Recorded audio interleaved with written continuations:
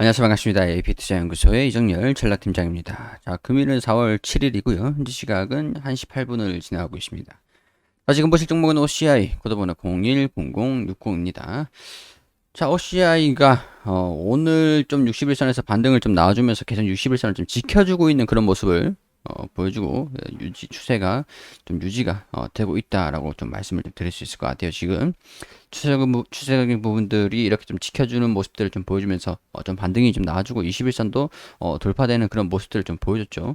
이전에 제가 이렇게 추세를 딱 잡아놓고 이 안에서 움직이면서 돌파를 하면은 괜찮고 이탈을 하면은 비중 축소라든가 리스크적인 부분들을 대응을 하실 필요가 있다라는 부분들을 말씀을 좀 드리기도 했을 겁니다. 근데 오늘 거래량이 좀 들어오면서 수급을 좀 보호하니까 외국이랑 기관이랑 지금 좀 뚫고 올라가는 그런 모습들을 보여주는 그런 원동력으로 움직이고 있는 그런 모습들을 보여주고 있는 상황이에요. 이 추세 상단 추세 부분들을 좀 이제 돌파를 하는 과정 중에서 조정을 좀 받을 수 있겠지만은 21선 상단 이 추세 상단 부분에서 안착하는 모습들을 좀 보여준다 한다면 이런 식으로 새로운 이제 국면을 진행이 좀 될 수 있는 부분들이 좀 될 수 있겠죠. 상승 추세를 계속 이어갈 수 있는 모멘텀으로 작용할 가능성들은 조금 높아 보이긴 합니다. 근데 일단은 이게 이전에 좀 폴리실리콘 관련돼서 좀 말씀을 좀 드렸었던 부분들인데 폴리실리콘이 그래요. 중국산 신장산이죠. 신장산 폴리실리콘을 이제 불매를 한다. 근데 이게 미국 한 국가가 그렇게 하기 시작을 하면은 이제 그 글로벌적으로 글로벌 정치적으로 전 세계 국가들이 신장산 폴리실리콘을 사용을 하지 않으려고 하는 이제 기업들도 눈치를 볼 수밖에 없지 않겠습니까? 중국에 이제 최대 지금 수혜를 지금 기대를 하고 있는 부분들이 미국인데 미국에서 중국 신장산의 폴리실리콘 사용한 그 패널이라든가 제품들을 사용을 하는 그런 기업들의 물건을 사주겠냐 이거죠. 그렇기 때문에 이게 조금 단기적인 이슈라기보다는 좀 중기적인 그런 관점에서 이슈다. 그런 부분들 좀 설명을 드려왔었습니다. 그리고 이게 지금 폴리실리콘을 좀 납품하고 있는 부분들이 좀 중국 점유율이 상당히 좀 높은 그런 상황들이에요. 중국 점유율이. 그렇기 때문에 지금 보면은 중국산 이렇게 시장 점유율 폴리실리콘 점유율이 있잖아요. 여기서 한 3분의 2 정도를 3분의 1 정도를 중국에서 이제 공급을 하고 이제 다른 국가들이 이렇게 양분하고 있다라고 이렇게 보고 있는 상황에서 중국이 이 정도 생산을 하고 있는 게 뭐 불매가 된다. 그러면 시장에서 이 정도 공급되는 공급량이 줄어버리는 거예요. 시장의 수요가 한 이 정도다. 1대1이다, 수요가. 근데 여기에서 이제 중국, 이게 이 정도가 빠지고 보면은 공급이, 수요에 공급하는 공급이 불균형이 일어나겠죠. 불균형. 그렇기 때문에는 이 가격이 올라갈 수밖에 없다. 수요는 있는데 공급이 줄어버리면은 이것들로 이제 시장의 수요를 다 이제 커버를 쳐야 되는데 커버 칠 수 있기에는 조금 이제 좀 부족한 부분들이 되겠죠. 그러니까 여기서 이제 만들고 있는 시장에 양분하고 있는 기업들이 가동률을 좀 끌어올려가지고 이 나머지 이 시장을 공급을 할 거다. 그 과정 중에서는 불균형으로 인한 가격이 상승을 되면서 OCI 같은 경우에서는 실적 전망치 같은 부분들이 회복을 할 거라는 그런 기대감들이 반영이 되고 있다라고 보시면 될 것 같아요.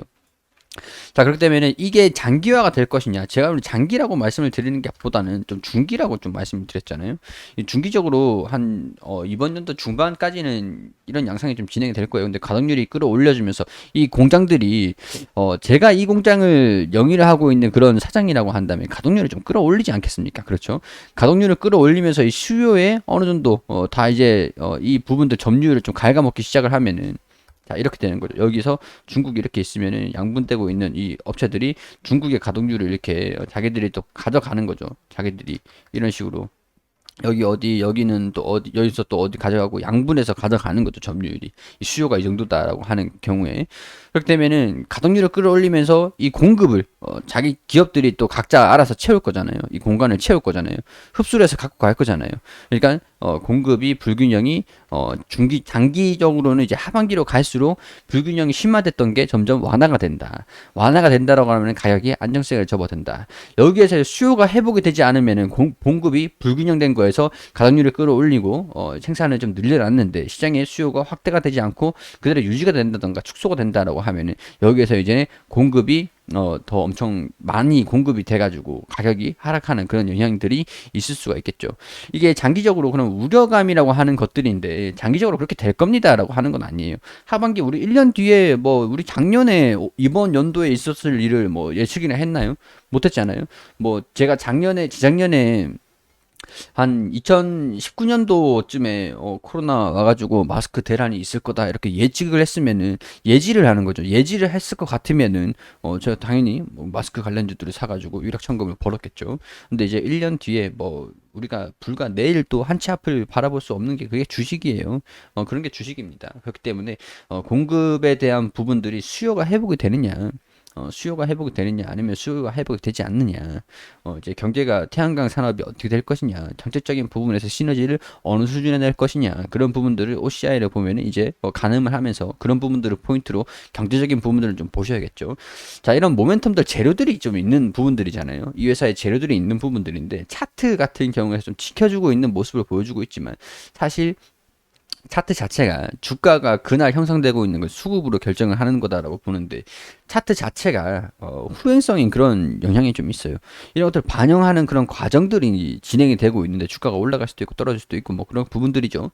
근데 이런 부분들이 좀 미래에 대해 예측을 해가지고 접근을 하는 건데 이게 추후에 같은 경우에 이게 주가가 좀 많이 슈팅이 나온다라고 했을 때 접근하기에는 조금 이제 어려운 부분들이죠. 그렇기 때문에 이런 특징적인 좀 모습을 보여주면은 비중을 좀 늘렸다가 또 나중에 좀 고점까지 올라가고 나면은 이제 비중을 좀 축소를 시키고 그런 식으로 유도리 있게 대응을 좀 잡으시는 게 중요한 핵심이다.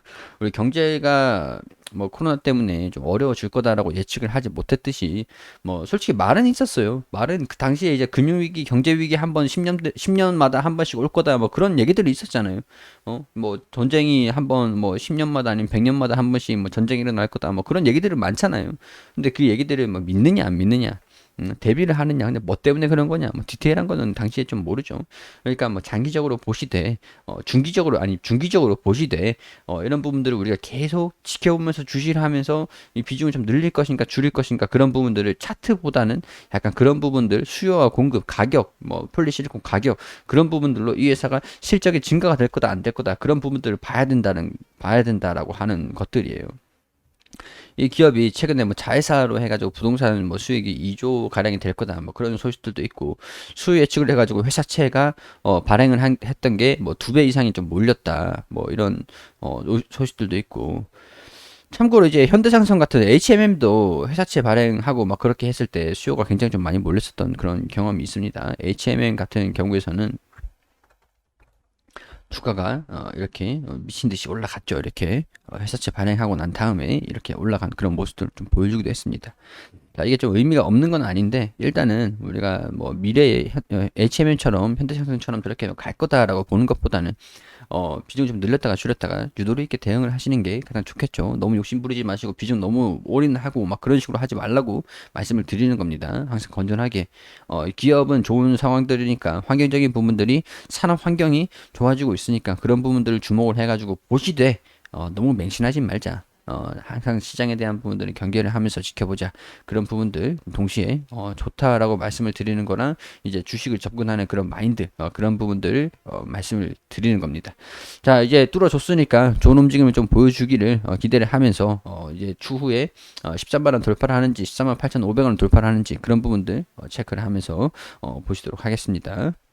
그리고 우리 AP 투자연구소에서 김영재 소장님께서 매일매일 무료로 종목을 추천해드리고 있습니다. 검색창에 AP 투자연구소라고 검색하시면 상단에 홈페이지가 있습니다. 홈페이지로 들어오시면은 2021년 무료 추천 종목 여기 보이시죠? 여기로 들어오시게 되시면 여기 매일매일 종목을 추천드린 내역들이 게시판들이 확인이 됩니다. 자, 4월 1일 금요일 무료 추천 종목으로 들어와 볼게요. 3전 2승 1패 이렇게 기록을 했는데 자, 무조건 100% 수익이 나는 게 아니겠죠. 그렇기 때문에 손절가랑 목표가, 손절가 그런 것들을 반드시 좀 지켜주시는 게 굉장히 좀 중요합니다.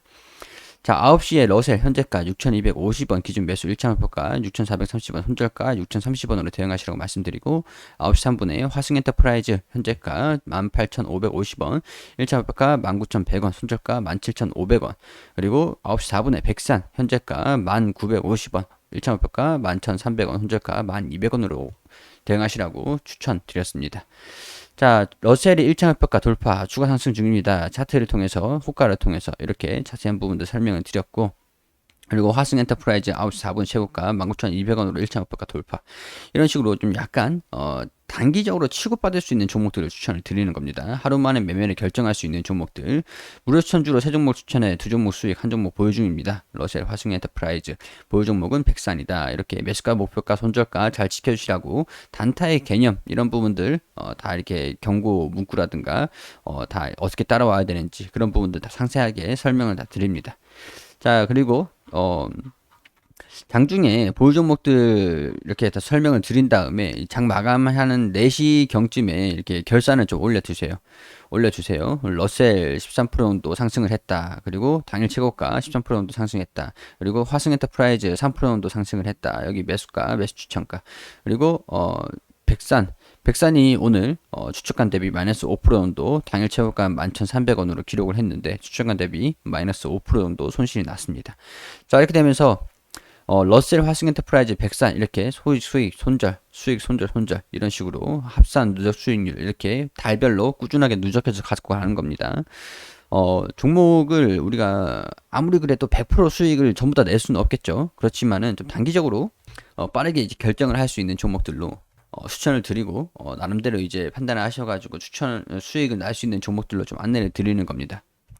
단기적으로 좀 수익이 필요하다. 단단 매매를 좀 해보고 싶다라고 하시는 분들 같은 경우에는 홈페이지 오셔서 도움을 좀 받으시면 좋겠다라는 말씀 드리도록 하겠습니다.